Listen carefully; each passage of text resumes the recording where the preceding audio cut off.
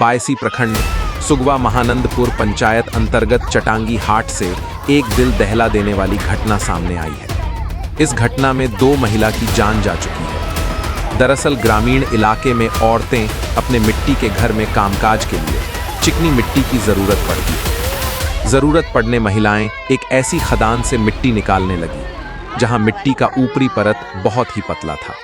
इतने में मिट्टी निकालते समय मिट्टी की चट्टान पर दब गई।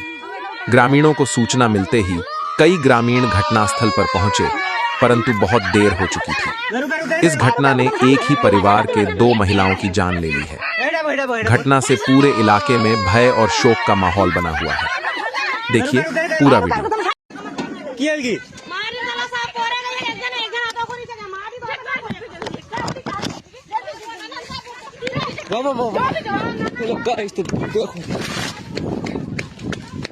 क्या किया लगे दलान छोड़ी थी दलान